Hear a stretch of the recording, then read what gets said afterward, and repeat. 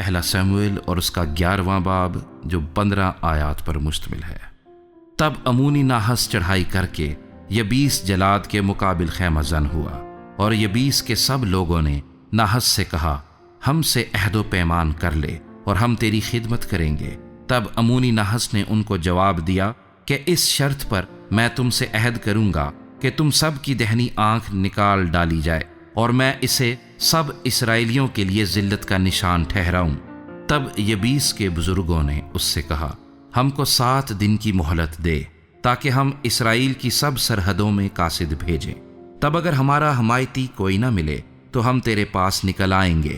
اور وہ قاصد ساؤل کے جبہ میں آئے اور انہوں نے لوگوں کو یہ باتیں کہہ سنائیں، اور سب لوگ چلا چلا کر رونے لگے۔ اور ساؤل کھیت سے بیلوں کے پیچھے پیچھے چلا آتا تھا، اور ساؤل نے پوچھا کہ ان لوگوں کو کیا ہوا کہ روتے ہیں؟ انہوں نے یبیس کے لوگوں کی باتیں اسے بتائیں۔ جب ساؤل نے یہ باتیں سنی تو خدا کی روح اس پر زور سے نازل ہوئی اور اس کا غصہ نہایت بھڑکا، سو اس نے ایک جوڑی بیل لے کر ان کو ٹکڑے ٹکڑے کاٹا اور قاصدوں کے ہاتھ اسرائیل کی سب سرحدوں میں بھیج دیا، اور یہ کہا کہ جو کوئی آ کر ساؤل اور سموئیل کے پیچھے نہ ہو لے اس کے بیلوں سے ایسا ہی کیا جائے گا۔ اور خداوند کا خوف لوگوں پر چھا گیا، اور وہ یکتن ہو کر نکل آئے، اور اس نے ان کو بزک میں گنا۔ سو بنی اسرائیل 3 لاکھ اور یہودا کے مرد 30,000 تھے۔ اور انہوں نے ان قاصدوں سے جو آئے تھے کہا کہ تم یبیس جلاد کے لوگوں سے یوں کہنا کہ کل دھوپ تیز ہونے کے وقت تک تم رہائی پاؤ گے۔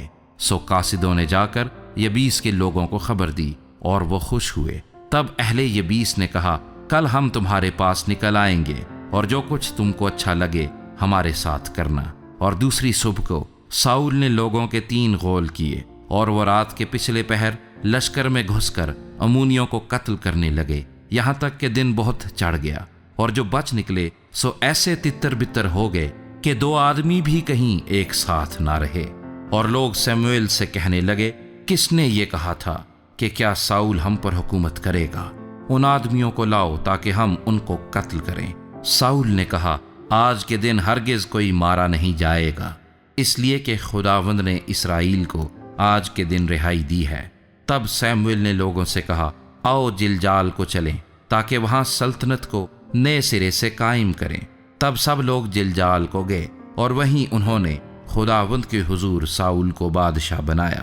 پھر انہوں نے وہاں خداوند کے آگے سلامتی کے ذبیحے ذبح کیے، اور وہیں ساؤل اور سب اسرائیلی مردوں نے بڑی خوشی منائی۔